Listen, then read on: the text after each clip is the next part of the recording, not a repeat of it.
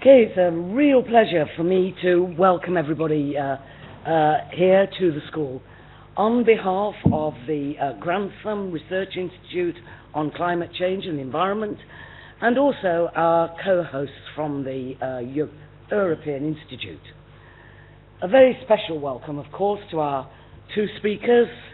We have the Danish Minister for Climate and Energy, that is Connie Hedegaard. Is that broadly right? Probably not. And our Secretary of State for Environment, Food and Rural Affairs, Hilary, Benn. I've not only got to welcome the audience who are physically here, but also to an unknown number and an unseen number who can actually now watch this on the school's website. And this is the first really big occasion that we've been able to use that. And I think it's great that can take place. Now, tonight's lecture is jointly hosted. It is actually the first lecture in the FT Business and European Institute's series on the future of Europe. And that series will include lectures in about 2 weeks' time by the President of Estonia and Norway's Finance Minister. Now, my European Institute colleagues have generously allowed me to chair the event tonight, not only because of the topic, but also because they know very well that this is a fantastic and key period for the Grantham Research Institute and climate change research at the school. We've just moved into the new academic building, and for the first time we have a physical reality bringing together researchers on climate and on the environment more generally from across the school. Today is also an important day, not only because of this lecture, but because it actually marks the start date of the ESRC-funded Centre for Climate Change, which we are doing in partnership with Leeds. And we've learned very recently that centre is also going to be funded by Munich Re. So we have a foundation funding Grantham, we have a corporate partner, and we also have a research council. This will be the first of a series of events to mark the establishment of the ESRC Centre and the Grantham Institute, and you will be able to see all those events on the website, but they include next Monday a lecture by Nick Stern, which marks the official launch of the Grantham. Unfortunately, all the tickets for that went within an hour of them going on our website, but we are arranging video links in other rooms within the new building, so you will be able to get there if you haven't got a ticket. And our other speakers in the series of lectures will include Thomas Friedman, and then we have Penny Wong, who is the Australian Climate Minister. So we've got quite a programme, and I hope we will see many of you there. Now, both the Institute and the Centre are concerned with policy-relevant research. Obviously, it has to be of an academically respectable type, but we are very policy-focused. And actually, one of our major programs is about the governance of climate change and the search for a new deal. So it's fantastic that our first lecture in the series absolutely is going to address those questions. Connie Hedegaard has held her climate and energy portfolio for almost a year now. Is that right? I think it is. And before that, She had been both the Minister of the Environment and also the Minister for cooperation in the Nordic region. She has actually what I think is a rather unenviable task, and that is that she has special responsibility for the preparations for the UN Climate Change Conference, which is to be held in Copenhagen in November to December next year. COP15, the 15th Conference of Parties, is going to be a really critical one if we are going to reach an agreement on what happens after Kyoto. It'll be vital to what the world's climate policy will be after 2012. I don't think anybody thinks it's going to be an easy task to actually get that agreement. It's an enormous challenge to find a way to get something agreed which is not only effective but is also efficient and deals with equity questions. There are many, many hurdles that have to be overcome, and we really couldn't have anybody better to talk to us about what some of those hurdles will be. So can I please invite you to give your lecture? Thank you.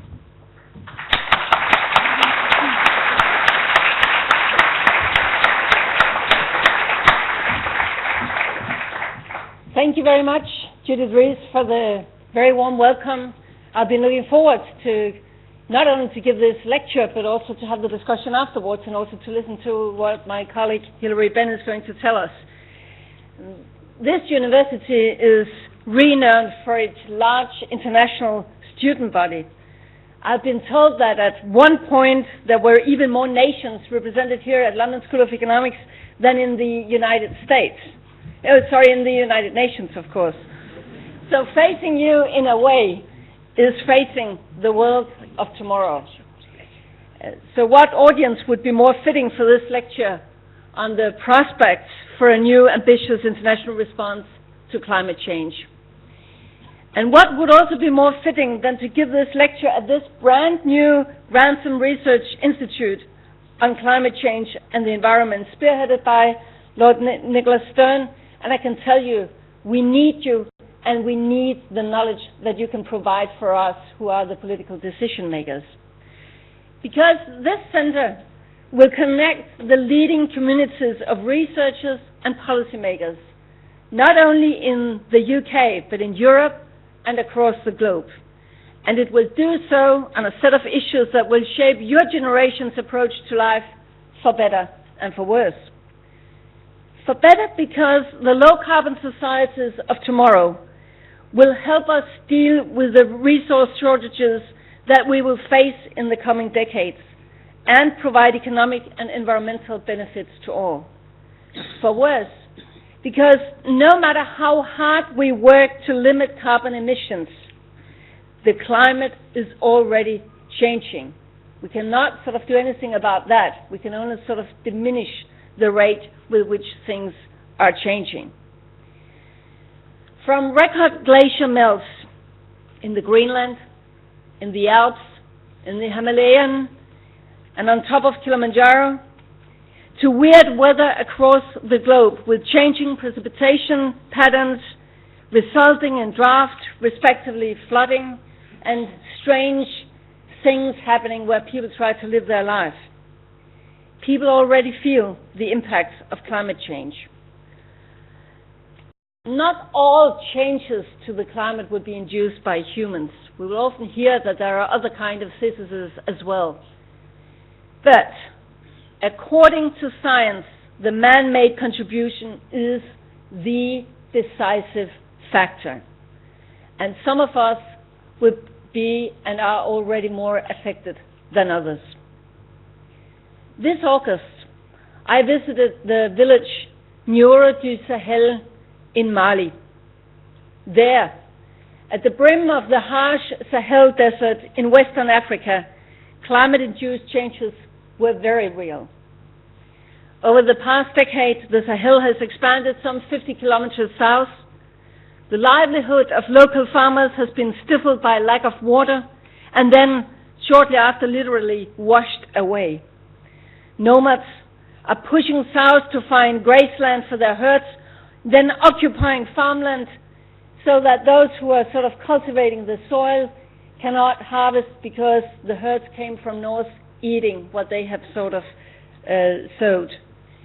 What happens then? Well, then you have conflicts, and then people start to migrate. The young people seek towards the cities, but in the big cities, unemployment has since long been more than 50%. What will they do then? Well, then they will look for better opportunities elsewhere, and they will start migrating, leaving their country, heading where? Among other things, towards north, towards Europe. Some of the people there told me that usually, of course, the climate could change. You could have one bad year. Maybe you could have 2 bad years in a row. But normally things would come back to exactly that normal. But now they said for the last 10 or 15 years, things did not come back to normal. The unusual thing has been the usual thing, and everything is unpredictable. To me, and to the villagers of Nioro Sahel, the case for climate action is perfectly clear already. We owe it to the millions around the globe who are threatened on their basic livelihood by climate change to try to tackle the challenge. And we owe it also, I think, to our children and our grandchildren and to generations to come to take our responsibility. Unfortunately, what in a sense I think is a moral imperative has proven insufficient to deliver the necessary action internationally. But I do believe that the compelling political and economic business case for climate action will. The Stern report estimated that by 2050, between 150 to up to 200 million people will be climate refugees as they fall victim to stronger typhoons, hurricanes, floodings, and destabilizing droughts. If we let inaction prevail, we will allow migration of climate refugees across borders to stress both fragile governments and development in the most vulnerable region of the world.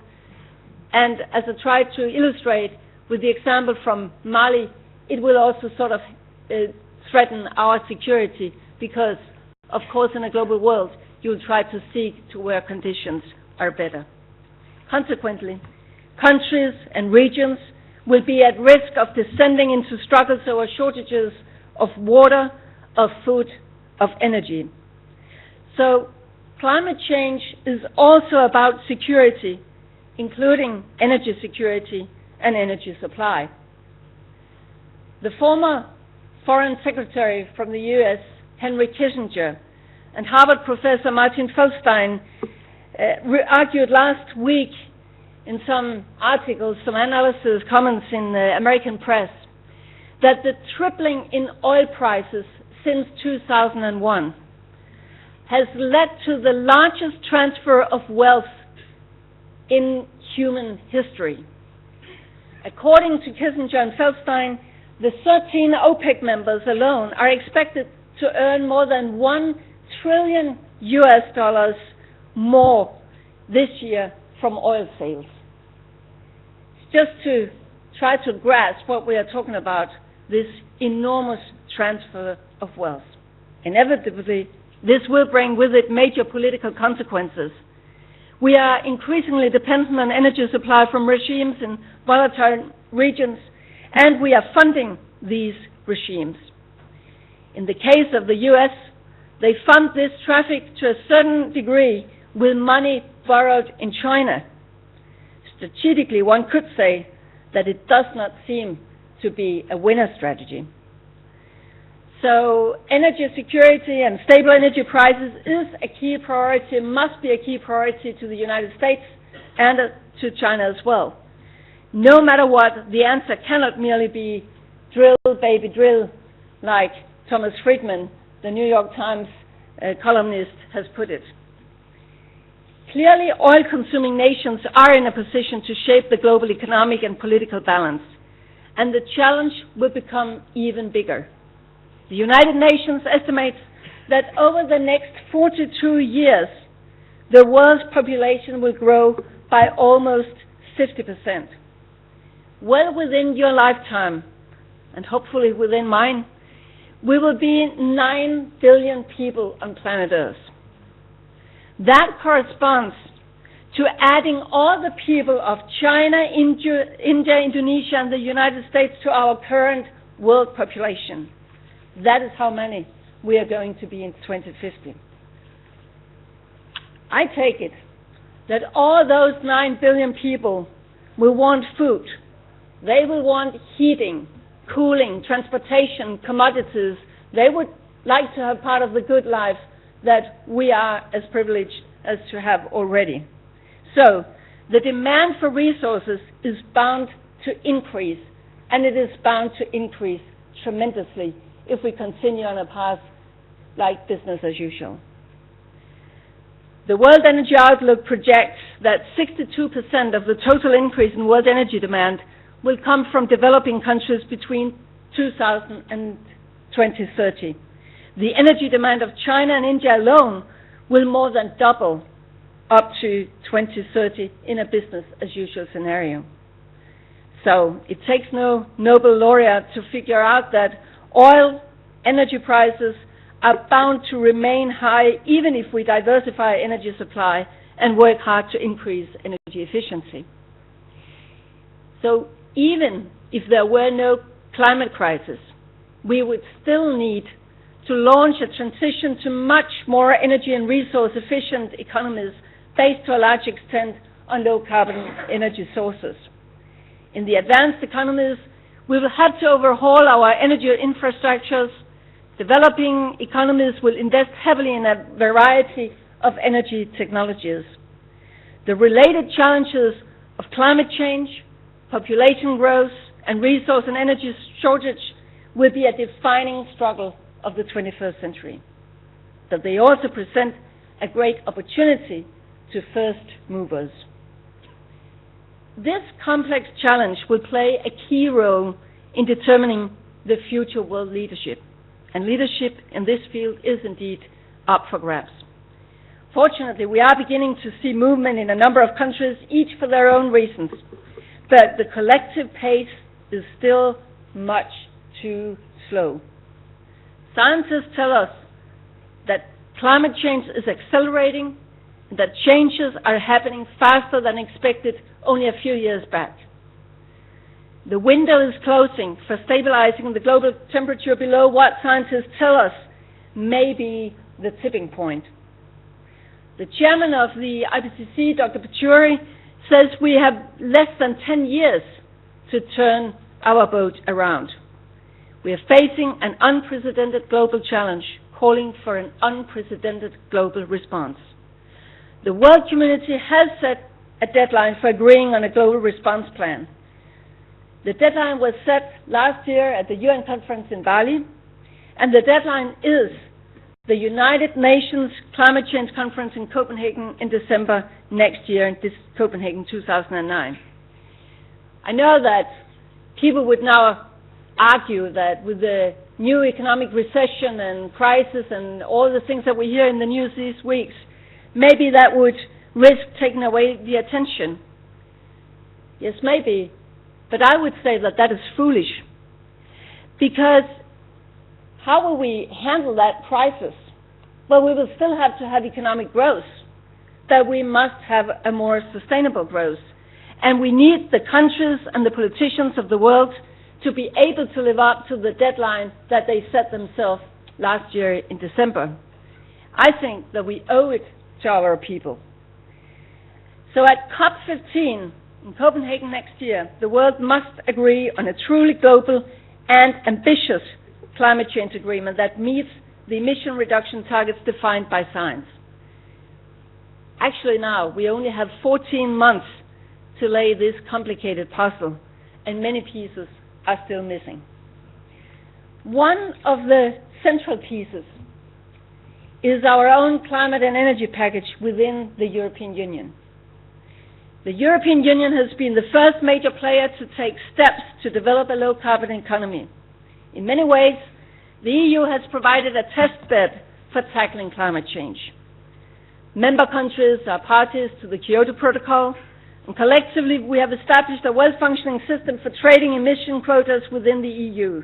And the European climate leadership was reinforced with the most ambitious reduction targets so far delivered by the European heads of states in March last year.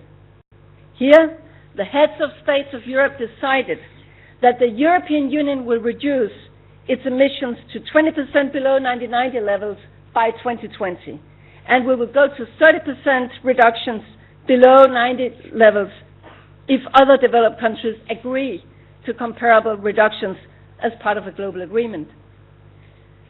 Now, leadership is never easy. Defining the framework for our common emission reduction efforts in the years 2012 to 20 is no exception. I can, without sort of overdoing it, say that right now, and I know that Hilary, Benn can confirm this, we are engaged in very tough negotiations on the EU climate and energy package. It is crucial for Europe and for the world that we complete our internal negotiations and that we basically do so before the end of this year, that is under the French presidency. If we do not bring our own house in order, well, the European Union will not then be able to lead the negotiations for an ambitious global agreement, at least not with the same credibility as we have had so far. And the world is watching. If we fail to agree on how we will deliver on our 2020 targets, we feed the skeptics around the globe who state that significant reductions in the short term are next to impossible. Colleagues and negotiators involved have to understand this. The success of our global negotiations next year depends on the success of our own internal negotiations. The founding idea of the European Union was to unite member states around economic development, thereby stabilizing a war-torn region. Creating a European low-carbon economy is a natural next step for the European project, implying technological development, job creation, and market possibilities. I think that it's a great opportunity for the United Kingdom, for my country, Denmark, and for the EU as a whole. And that is why it is so crucial that we do not get bogged down in internal discussions on burden sharing. We must deliver on our internal deadline, and we must reach agreement on the climate and energy package this year. So let me now turn to the international negotiations and the road to Copenhagen next year. At the UN Climate Conference in Poland this year, ministers will lay the ground for final negotiations throughout 2009. We must agree in Poland on a thorough work plan for 2009 because right after New Year's, we must shift gear and engage in concrete negotiations. Around the globe, the highest political level must give the negotiations priority to ensure that we move at full throttle.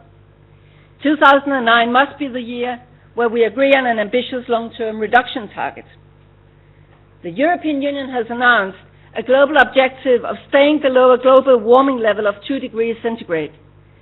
Science tells us that this is needed to avoid the unmanageable and manage the unavoidable.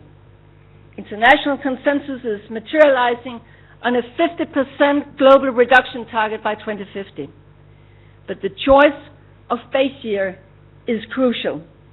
We need 50% with 1990 as base year. Of course, we can choose whatever year we want to as our point of departure, but we must stick to the fact that science tells us that compared to 90 levels, then this is the size of the job that we have to take upon ourselves. A 50% global reduction, and it goes without saying that the industrialized world will have to do more than that so that we can have the average of a global halving emissions. So, an ambitious long-term target is needed to steer efforts in years to come, but that is not enough. It is much too easy for the politicians of today to commit to targets in a distant future while we are no longer in office. Limiting ourselves to a long-term reduction goal would indeed be like leaving the bill for a life well spent for the kids to pay. And science tells us that global emissions need to peak within the next 10 to 15 years. So therefore, we must also reach agreement on a global midterm target for 2020. In accordance with the IPCC prescriptions, we expect all developed countries to take on reductions by 2020 in the range of 25 to 40% below 90 levels. Right now, the world is waiting for the United States to move, and rightly so. The US is one of the world's most advanced economies. She has the technology, the economic capacity, and the manpower to cut back emissions significantly. I am, of course, well aware that the industrial backbone of the United States was formed in an era of low oil prices. This obviously makes to change more dramatic and harder in the short term. With oil prices high as they are, American industry is facing tough times that might have been avoided with a different approach to energy and industrial policy. In the first 6 months of 2008, the Detroit Three, General Motors, Ford, and Chrysler, have all witnessed staggering declines in their sales figures. They have lost market shares as gasoline prices have soared. The current economic turmoil of the United States is not only caused by rising energy prices, but there is no doubt that for the U.S. going green is key to a prosperous future. Maybe those car manufacturers that I just mentioned, maybe if they earlier on had seen what came and had sort of changed their production patterns into something more energy efficient, maybe their competitors from, for instance, Japan, Nissan, and Toyota wouldn't have done as well on the American market as is the case now. I also think that there are more than energy efficiency to what could be gained in the United States. Increasing the share of renewables in the U.S. energy mix, as well as increasing efforts to save energy, would not only strengthen the competitiveness of the U.S. economy, reforming the energy sector would also mean millions of green-collar jobs, service jobs that cannot be outsourced. Also, that kind of argument should have a say when we are talking about an economic crisis. Wouldn't this not be a good idea to sort of give priority? Washington may not have grasped the potential of the green wave yet, but I'm pleased to observe the many initiatives at regional, state, and local level in the United States.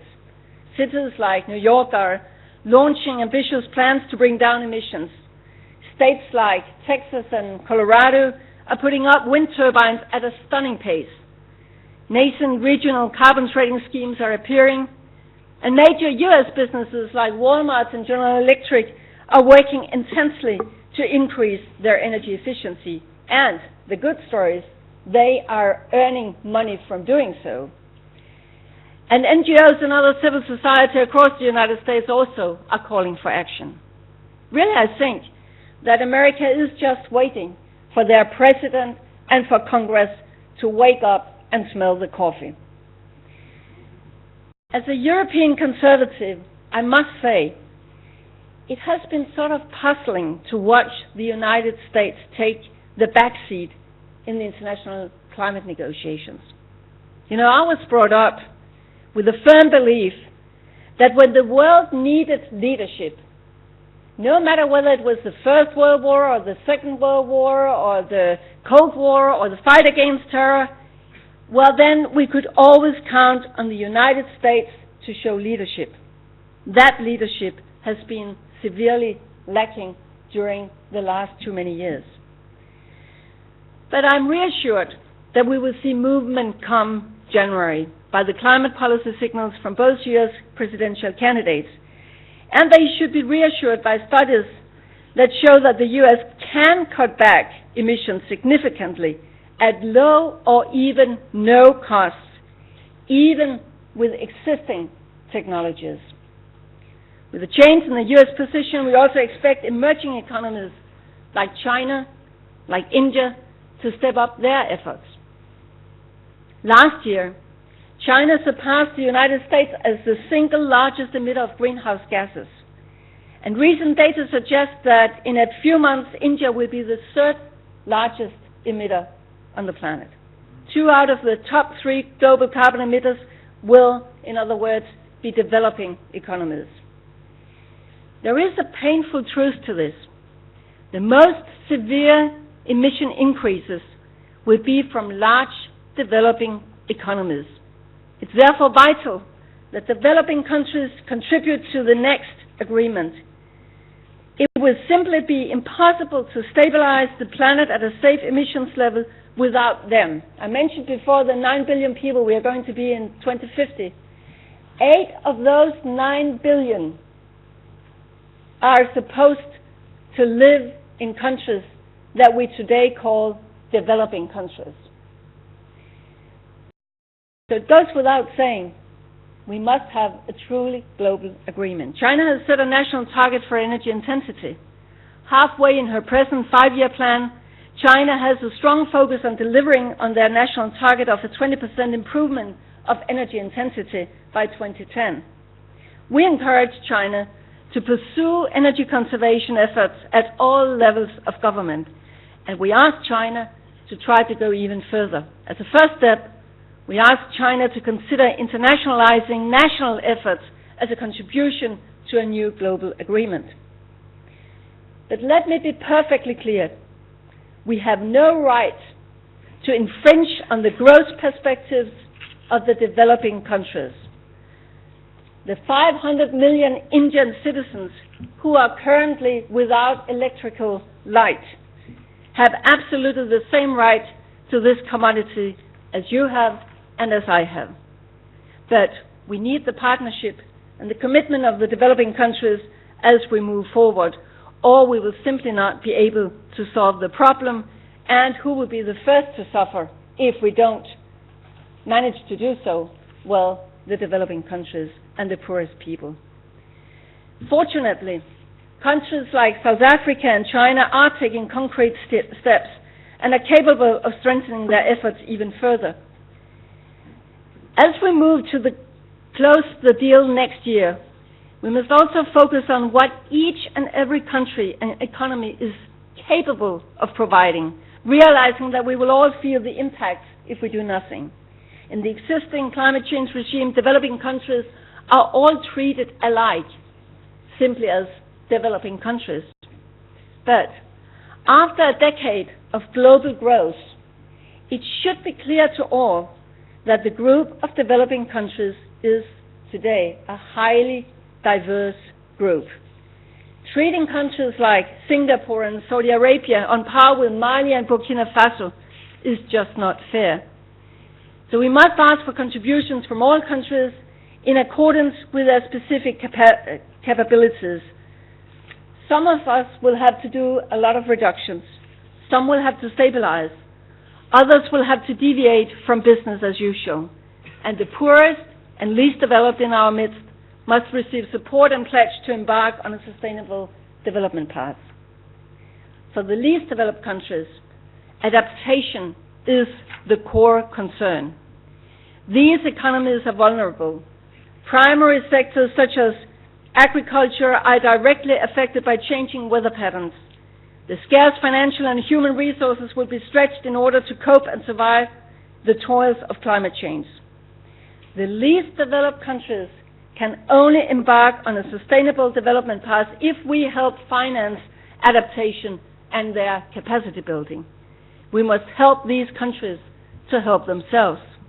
And we must make an agreement that ensures that technology transfer can come by much faster than would also be the case. Here we must develop new financial mechanisms.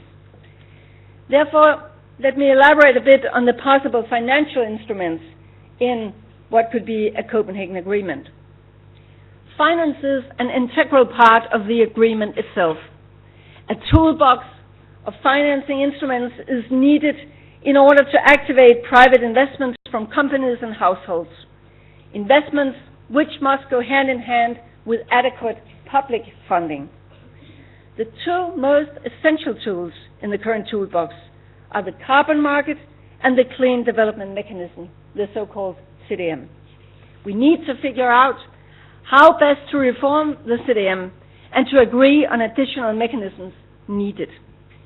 We believe that the carbon market has the potential to become the main vehicle for financing emission reductions also in a new agreement. At least I think that it's fair to say that to this very date we haven't seen any better alternatives.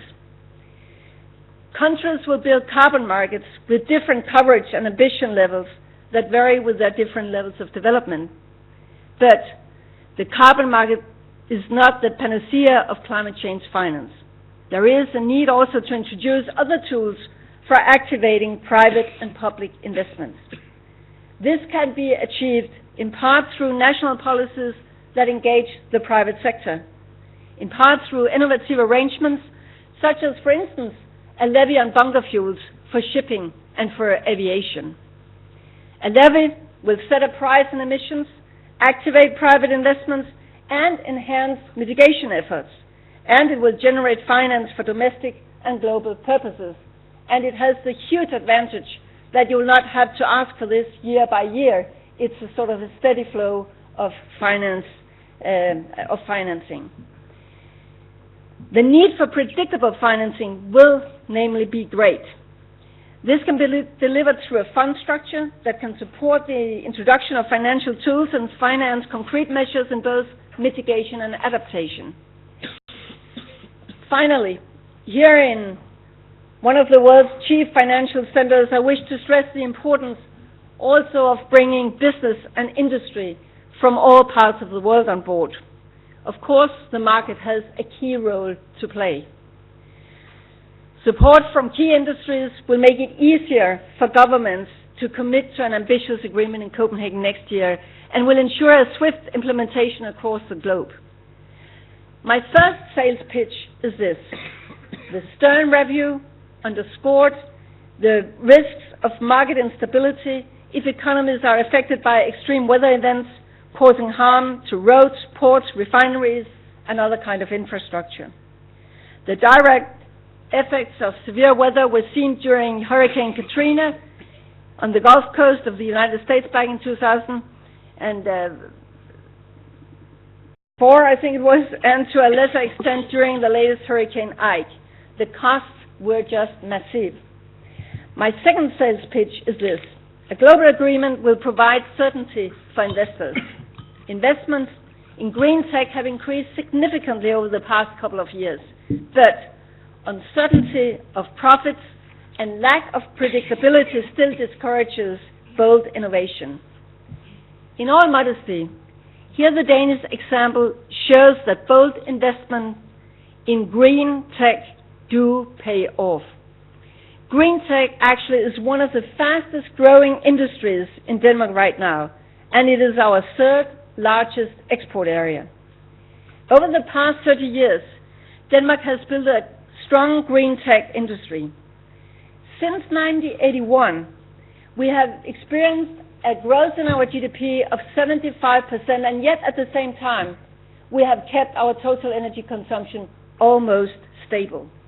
And Danish companies now have first-mover advantages in the growing green tech markets. I think that the Danish example proves that economic growth and an increasingly sustainable energy supply can go hand in hand to the benefit of all and for significant profits to a growing industry. My third sales pitch is even more cheerful. For visionary businesses, green tech equal profits. Today, European companies in the green tech sector have significant first-mover advantages. In 2005, the world market for environmental technologies was estimated at 1,000 billion euros, of which the European Union took 1/3. The market is now expected to grow to 1,500 billion euros in only 2010. European firms need to stay at the cutting edge for profits and to help the European Union meet its obligations in a global agreement. The portfolio of green tech solutions is already abundant, and all countries should exploit the potential for low-cost reductions to the best of their ability. If deployed, existing technologies would already allow businesses and consumers to stay below the European Union 2-degree target and, at the same time, save money. Solutions range from more efficient light bulbs, refrigerators and water heaters in our homes to improved fuel economy standards in our cars and trucks and improved efficiency in our power plants and a lot of other things, of course. Solutions like these present many countries with an enormous reduction potential. They are low-hanging fruits for industries and consumers to pick and save money. Governments must remove market barriers and speed up the adoption of low-carbon technologies. The faculty and students at the Grantham Institute here at LSE can assist in identifying these barriers and prescribe ways to achieve technology adoption. You see, we are all in the same boat when it comes to climate change. Governments, businesses, scientists, and citizens. Now we must move from an era of words and launch a new era of action. We need fresh thinking to guide us as we pursue the monumental challenge before us. We need social sciences to work more on understanding the incentives behind behavioral change. We need political scientists to work on the most effective policies to overhaul our energy infrastructure and to identify new policy practices. We need economists and business scholars to work on business models that will drive sustainable production from global supply chains that span every region to local transport systems that drive down reductions right here in London. I'm often asked whether I'm an optimist or a pessimist when it comes to landing an ambitious agreement in Copenhagen next year. My answer is I'm neither. I'm a realist. We know all that this is extremely difficult, and I must admit that current affairs darken my mind. In just a few months, the world has slipped into a deepening financial crisis. Economic recession is spreading, and the Doha negotiations have stalled completely. I'm sure that you agree that these changes are not entirely conducive to the climate negotiations. But on the other hand, the peoples of the world expect their politicians to act and to deliver on the 2009 deadline. To land an agreement is probably not at all that difficult. The challenge will be to land an ambitious agreement that will bring the world back on track in line with what the IPCC tells us is necessary. A good colleague recently told me, Connie, don't worry about whether the Copenhagen conference is going to be a success, because all the climate conferences ever held have all been successes. After they ended, they were all successes. The only problem is that emissions have continued to grow after each conference. So the challenge is to make an ambitious agreement. We must do better. There is a window of opportunity now. We must take advantage of this and do what is necessary.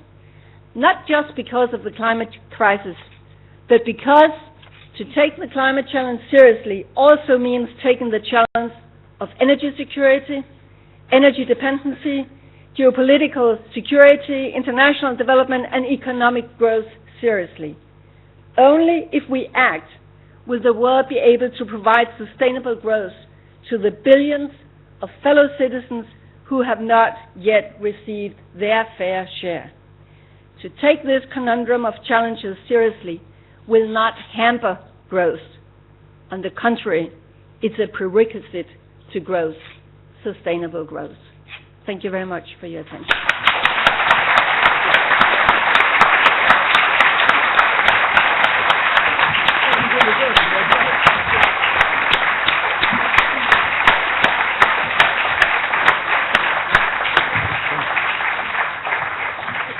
Well, thank you so much for that.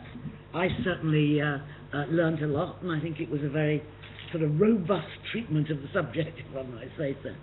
We're very pleased that we have Hilary Benn here to give his reflection in response to that lecture. As I'm sure most of you will know, that he actually leads for the UK on the negotiations about sustainable development and also climate change.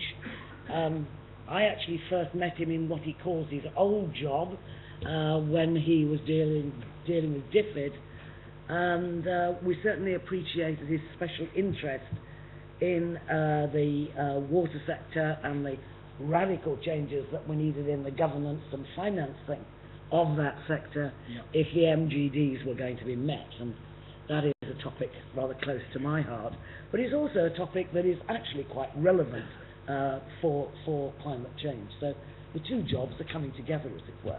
Okay.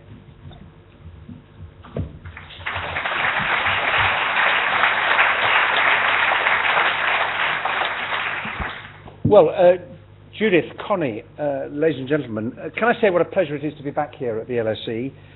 Can I join you in welcoming the establishment of the Grantham Research Institute for Climate Change and the Environment? Can I say it's also pretty daunting to follow what we have just heard, because I have to say to you, Connie, for clarity and insight and determination, that is pretty hard to beat. And I think everyone who's here tonight will know that those talks in Copenhagen in just over a year's time will be in very capable hands. But the eyes of the world, not to put any pressure on you, you know it already, the eyes of the world will be on you, on Copenhagen, on Denmark, and on all of us who are there at, without exaggeration, the most important gathering of the representatives of the peoples of the world, certainly this century, which is still quite young, but in truth for many years. And what I wanted to do in response to what we have just heard and what you have said is to reflect really on the central point, it seemed to me, that you made about how we find the political will to make this happen. Because that is what this is all about. And as you alluded to, of course, the circumstances in some senses have become less propitious than they were when the economy was going fine, because it's got a bit more difficult now. And there are some people who will say, well, yeah, this matters, but you know, something else matters more now, which is the state of the global economy. And I think we just have to be pretty strong and clear in saying, look, what is the lending hurricane that has hit the United States of America and the ensuing storm that has flown across Europe? What is the credit crunch? What are the rising bills we're paying for food, for petrol, for diesel, for gas and electricity, if not humankind coming face to face with the consequences of unsustainable use of resources? That's the problem that we're dealing with, isn't it? And when you find you are caught out by taking for granted that which we now learn we can't take for granted, you've got a choice. If actually you want to reduce the impact of that, the action that you need to take is exactly the same action that you need to take in order to tackle the threat of dangerous climate change. The two are one. If you want to save energy, you will save money and you will save the planet in the process. And one of the tasks we have politically is to make that argument and say this is not a choice between either looking after the economy or looking after the planet. It is actually doing both, because as you set out, I thought brilliantly, Connie, in the future, who's going to be best placed to get through these current difficulties, and inherit the earth that is to come? It is the low carbon, be it a low carbon household, a low carbon country, a business, a planet.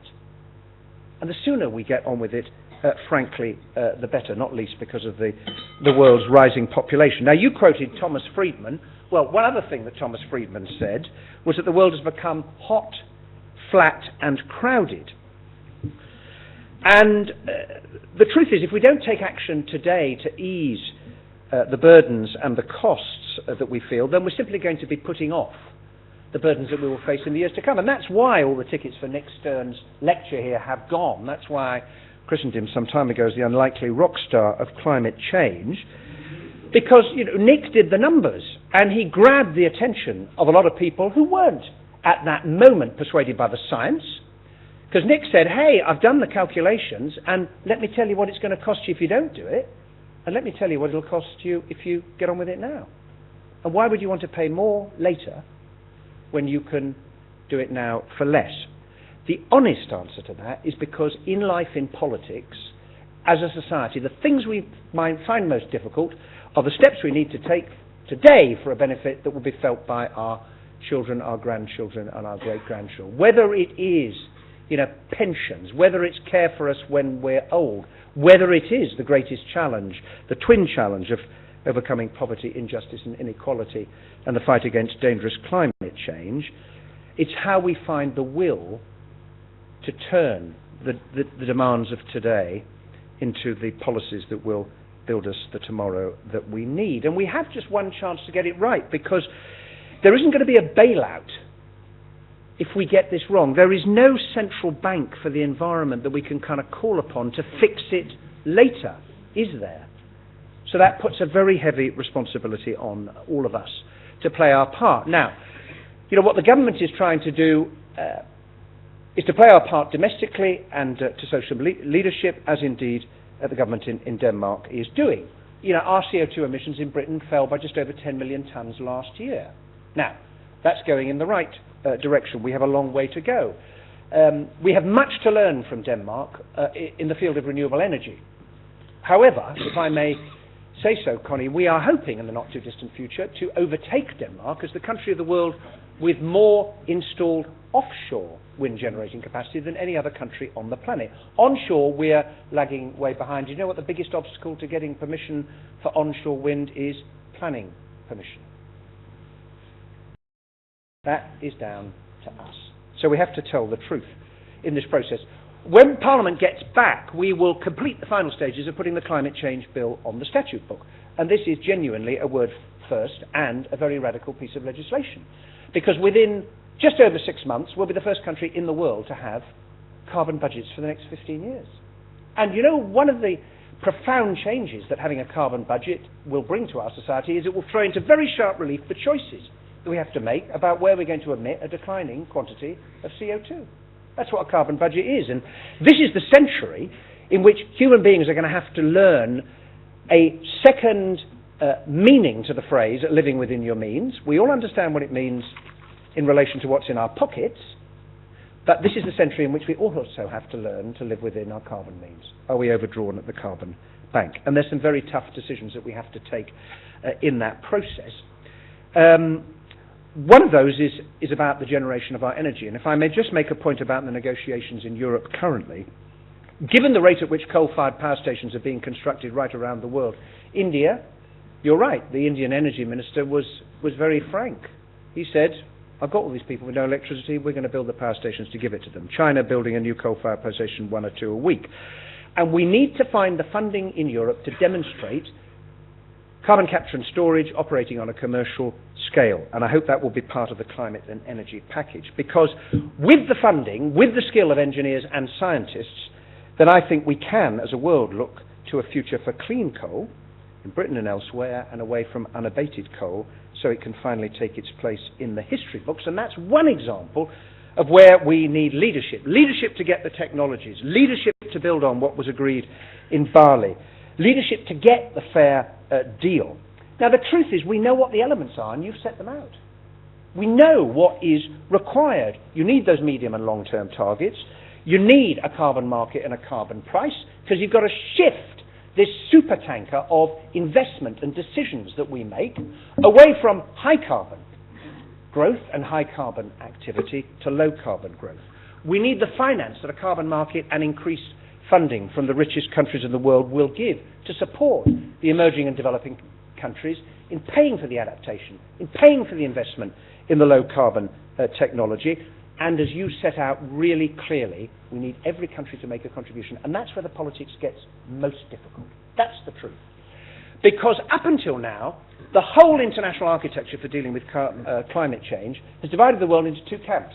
The Annex 1 countries, the rich ones, you cause the problem, you go sort it out, the rest of us will watch while you get on with it. I caricature to make the point.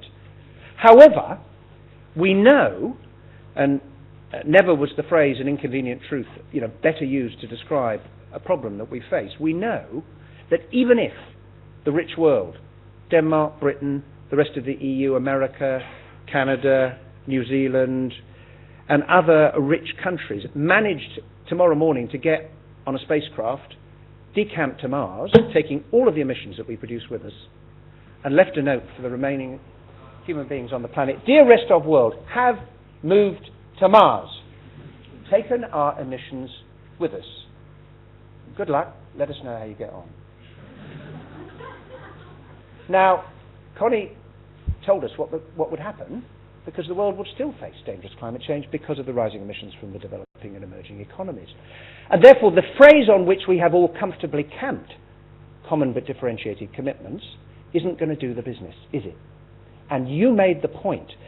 You cannot look at China and India and say you're in the same position as Mali and Burkina Faso. You can't, because you have this spectrum of countries at different stages of development. And each must make a contribution according to its stage of development and its ability to contribute. And finding the political agreement that gives us the formula to add up the contributions and commitments and then say, well, is that enough to avoid the catastrophic climate change? Is that enough to keep us at the 2 degrees? That is the political task that negotiations themselves have got to address. And the final thing I wanted to say was about how we build further the political momentum that we need to make this happen. One of the problems we've got, let's be frank, is when we talk about climate change, understandably, we concentrate on tales of the apocalypse. And it's right that we should do so, because it's not just an environmental problem, it's a security problem, it's a migration problem, it's a water problem, it's an economic problem. But when we think about it, doom doesn't necessarily encourage people to act, does it? And a friend of mine at Labour Party conference last week, who was on a platform, made, I thought, this really important point. He said, when Martin Luther King, who was assassinated 40 years ago this year, sought to inspire his countrymen and women to act in a great cause, he didn't make a speech that began, "I have a nightmare," did he? He said, "I have a dream." And he inspired many, many people to believe that what seemed impossible, and when we look at the scale of the task, and we look at the state of our politics, and we look at the pressures and the difficulties that governments face, that people face in their own lives, it's easy to be transfixed by the size of the challenge and to say we can't do it.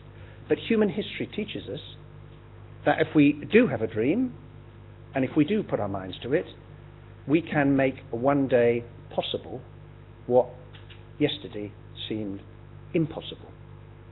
And that, in truth, is the story of human progress, isn't it?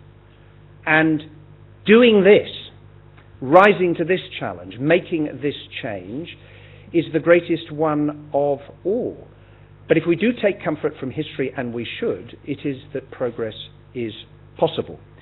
And I want to finish with a quote from somebody else who was assassinated 40 years ago this year, Robert Kennedy. Because he said this memorably: each time a man, and I'm sure he meant women as well, stands up for an ideal, or acts to improve the lot of others, or strikes out against injustice, he sends forth a tiny ripple of hope. And crossing each other from a million different centres of energy and daring, these ripples build a current which can sweep down the mightiest walls of oppression and resistance. And what we need to do is to start, each of us, our own ripples, to build by December next year a current that will sweep away both the fear that we have about our ability to do this and the future, and the obstacles to achieving that deal. Because the future is not another place, it's our planet, it's our world, and it's for us to build. Thank you very much.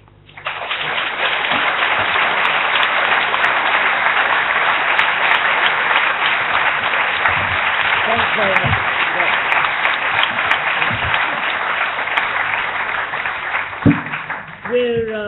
very lucky that both of our speakers have said they will take questions from the floor for about 20 minutes, I think we have. Okay, so can I have questions? Shall we start with one gentleman there? Okay. All right, I'll try and remember where everybody is. So the gentleman there.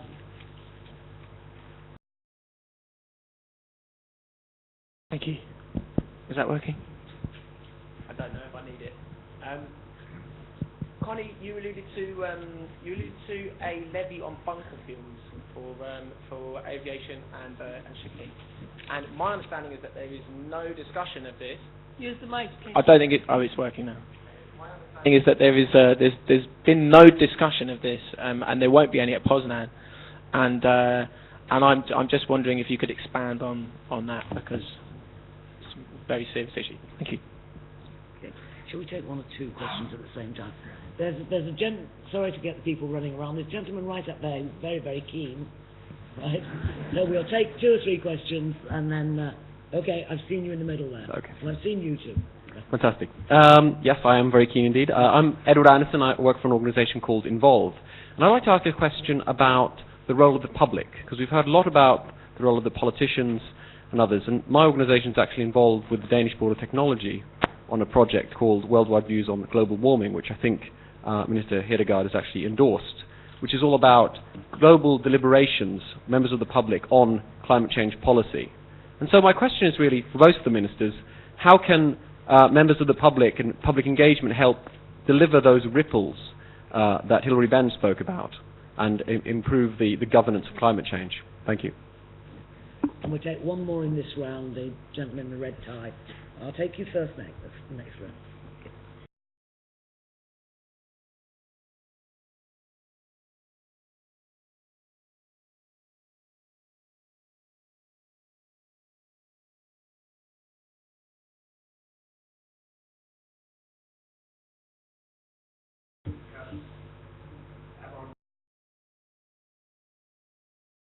I give you a scenario in Bangladesh.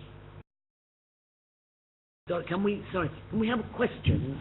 We don't want statements from people, just questions. Right. As the ice cap is melting and sea level is rising to 1 meter, 2030, 40% of Bangladesh will be permanently underwater, and the population will be at that time. By 2030, the process will accelerate when 75% of the Himalayan glaciers will disappear. Disastrous consequences, particularly in naturally. My question is, it is a question of time.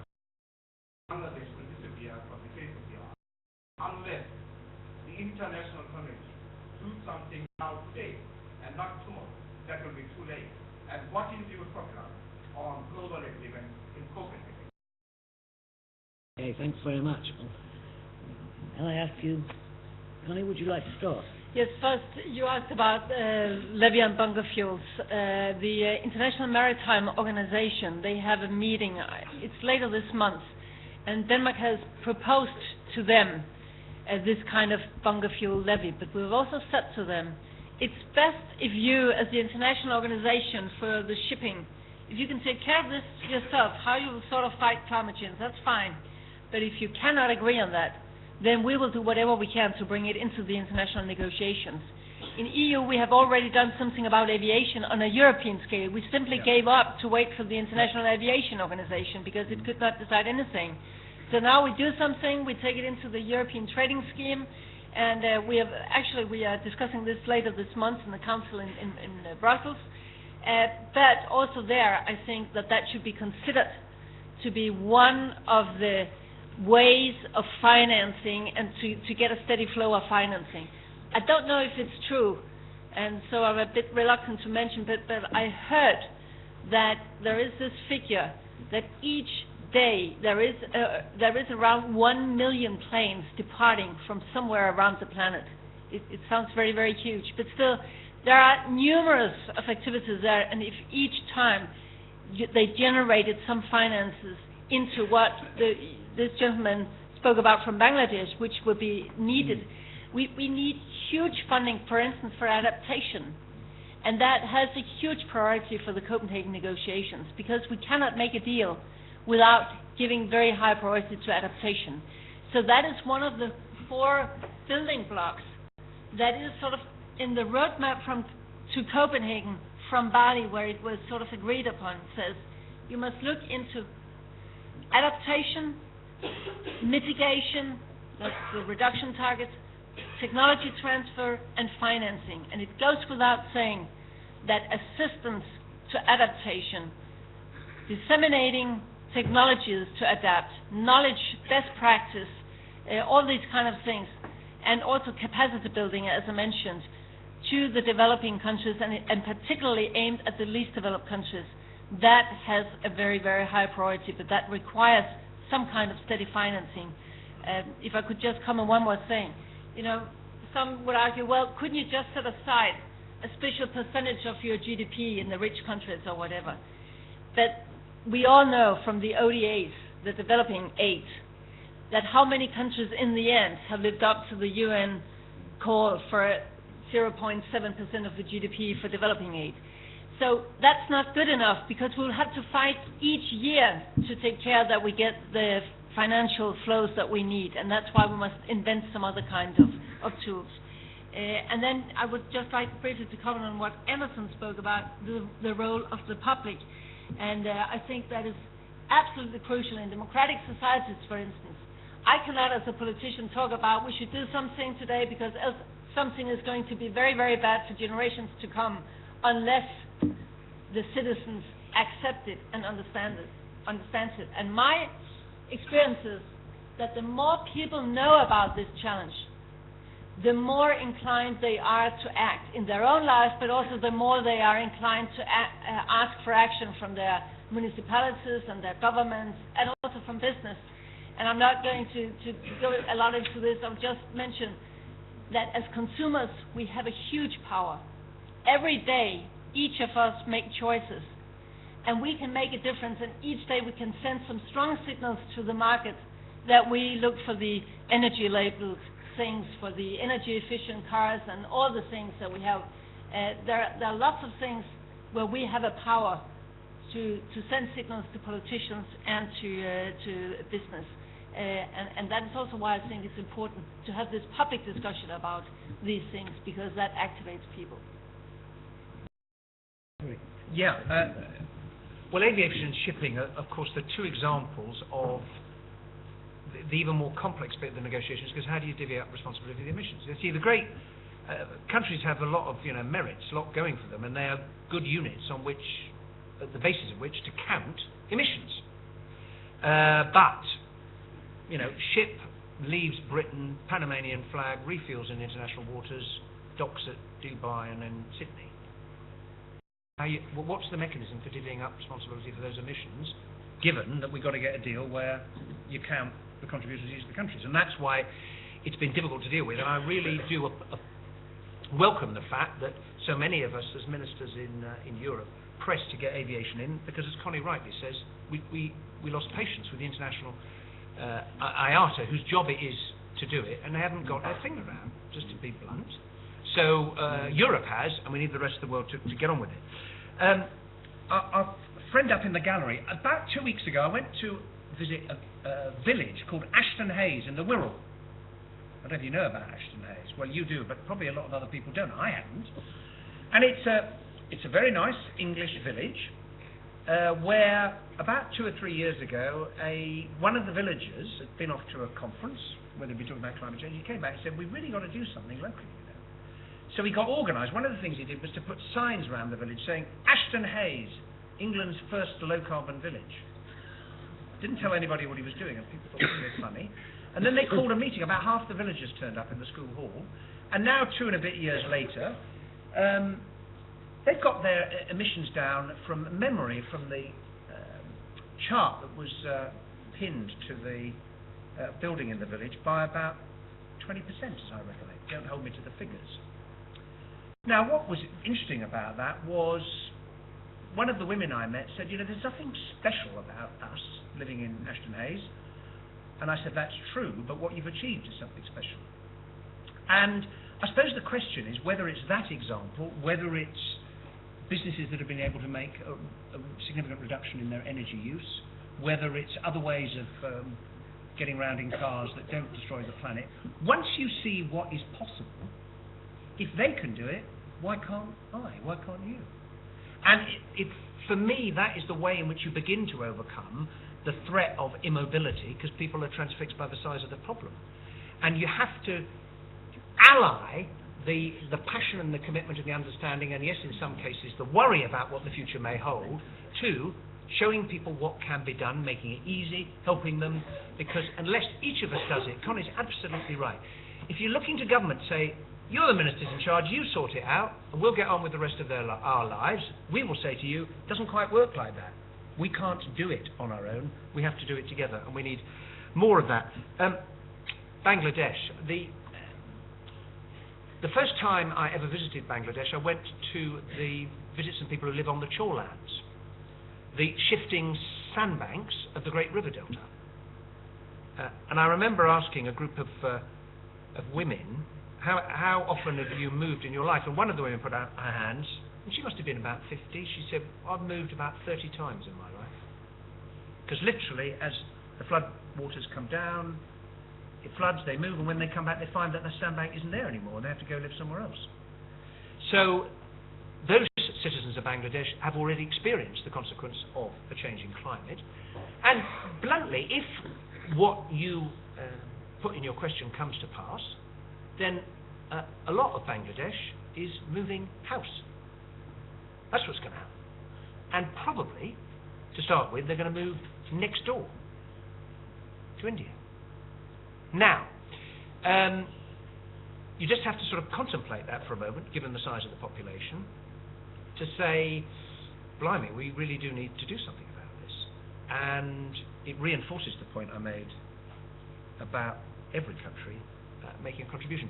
The one other thing I would say is that the voice that's been heard loudest up until now in some of the international negotiations, and Connie will have heard it too, is the Association of Island States. Because they put up their hands at the conference and say, excuse me, excuse me, excuse me. While you lot are all talking about what you might or might not do, we are going to be the first who go under the waves. And who's housing us when that happens? And I think what your question, very starkly reminds us of is the need for the urgency that Connie's spoken about.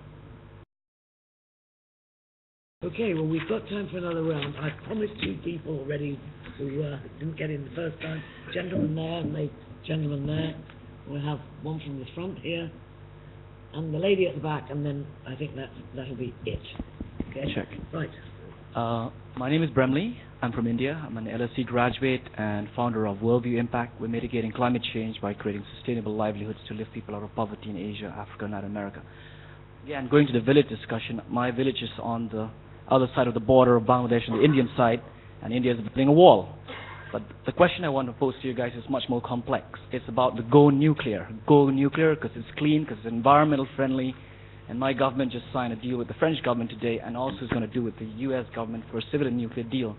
But the villages where I was doing my research while at the LSE sits in the largest deposit and the richest deposit of uranium in the subcontinent.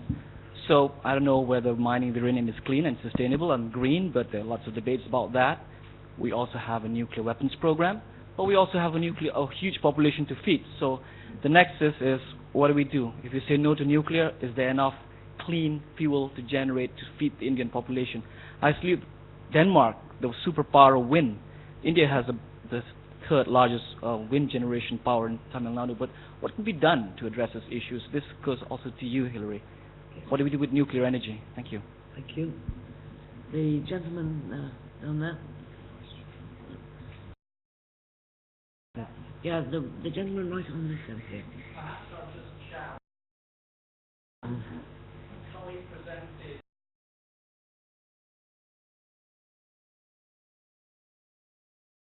growth, some need help. To what extent is that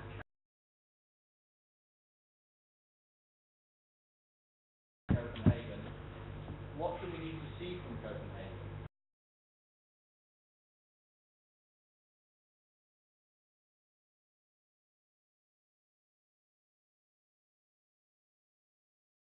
Very much. Gentleman in the middle here, the stripy pullover. I was wondering if Hilary Benn could tell us a little bit more about how exactly the UK is going to meet its 15% target, EU target, which is overall for EU states 20% of electricity production from renewables, when we've been at around about 2.8, 2.9% for the past 10 years. Presumably there must be a fairly kind of large strategy waiting to be unveiled, because it's about there's about 11 years to make a five-fold increase, and there's been quite a lot of doubt in the press. So I'm not, I just would like to find out a little bit more about how it's going to be achieved. Okay, and then the very last question, and I had to leave it to a woman, of course, the lady right at the back. Okay. You will need the mic, I think.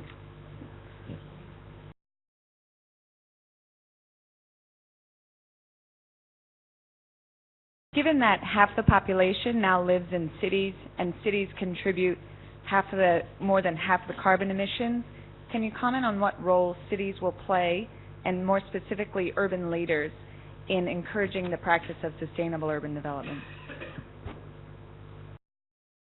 Okay, who would like to start off? Who would like to start? Okay. Remy, first of all, nuclear.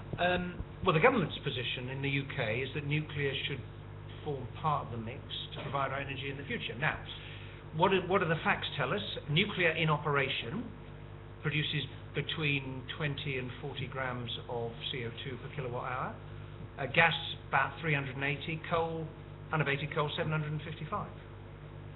Now, which of those is the lowest carbon technology?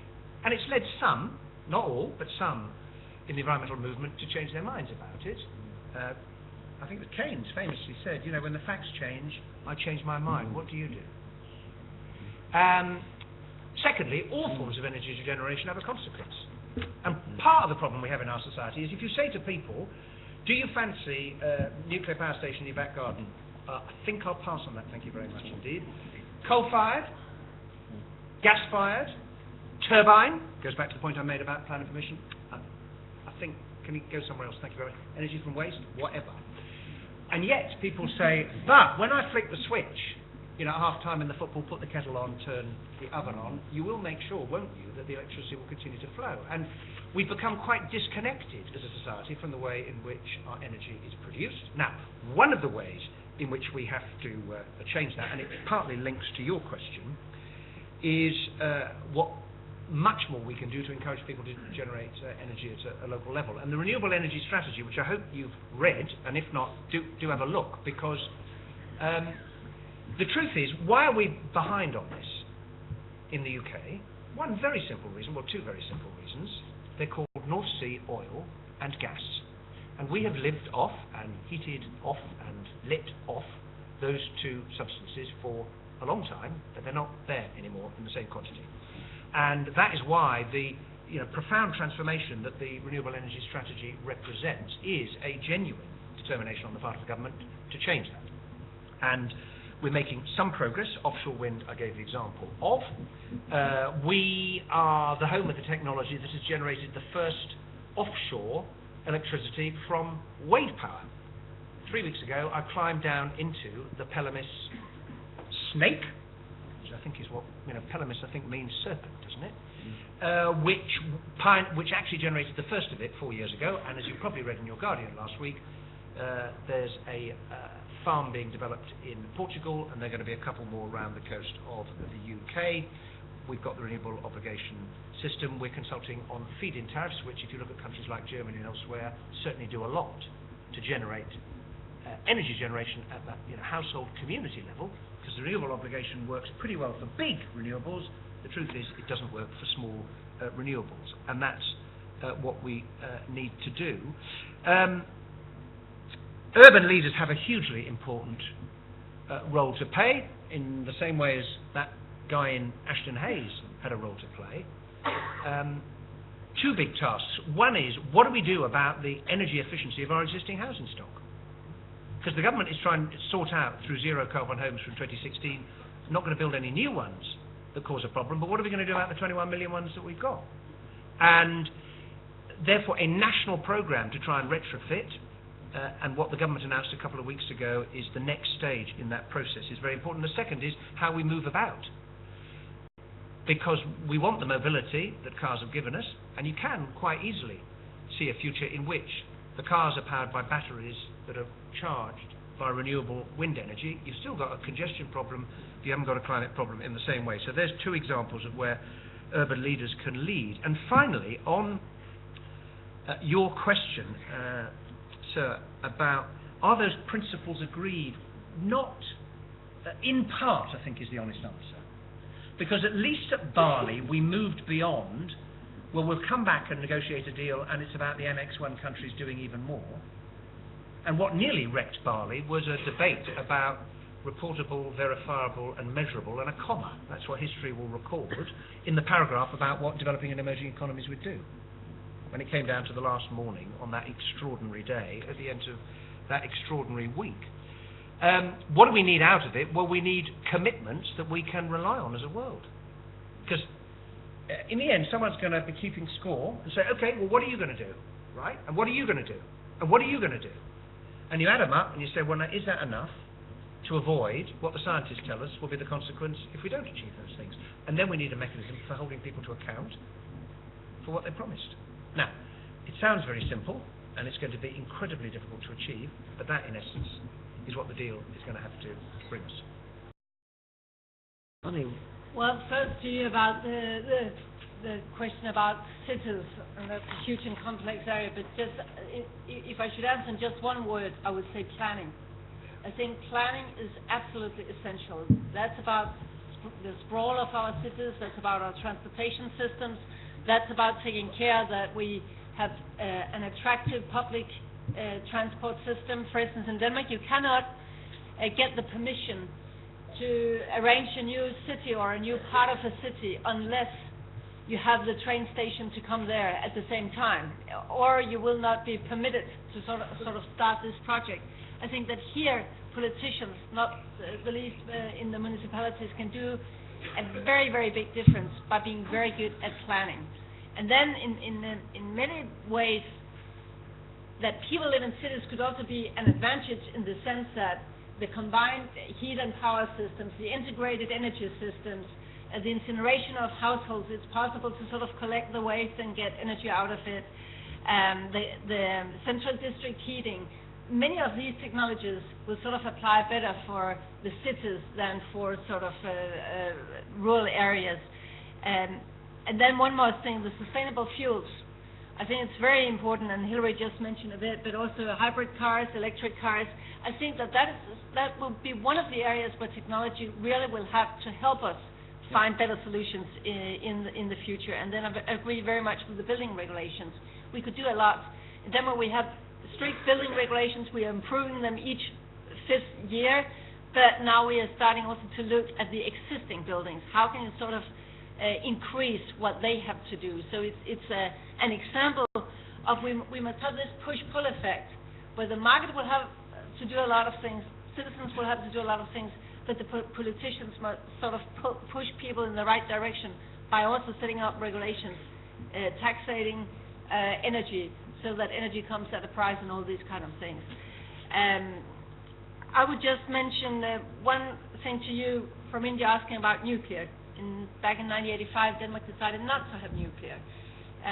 But I think that if you look at it globally, there is no discussion that you will need all the kind of energy sources that we can get in the next decades. One should just be aware that nuclear is not a cheap solution. Actually, it's a relatively very expensive solution. And as far as I recall it, the International Energy Agency has said in 2020, nuclear will only be able to account for a maximum of 5% of the energy we need. So we should also sort of remember the proportions here.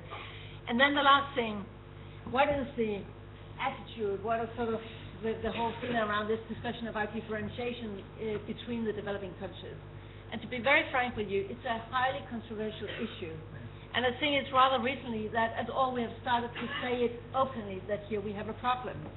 But I mean, to me it's obvious. Now I mentioned the figures Kissinger wrote about, how much money sort of pours into the Middle East. It's not logic that in these kind of negotiations we should treat the Saudi Arabia like we treat Mali that I referred to. Or take a country like Singapore. Singapore, due to the fact that it's a small island state, so in the international climate negotiations, they have no obligation. Their GDP is bigger per capita than that of Portugal, not to talk about some of the new members of the European Union. So we must take this discussion, and I think that we will never have the financial assistance that is required to help the least developed countries adapt to climate change, to get the technology that they need and all these things, if it's a question of that we should also sort of pour adequately money into the very developing countries. If I may end up just giving you one example, it's sort of in the funny spectrum. I went to Sao Paulo in Brazil recently, and I was interviewed outside, and it was sort of outside Sao Paulo, and there was this network, and they were sort of conducting this interview, but then we heard all these helicopters coming all the time. So at a stage they said, oh, we must stop. We must stop the interview because we must wait. It's rush hour now. I said, what could you say? It's rush hour. Well, it's because the rich people have given up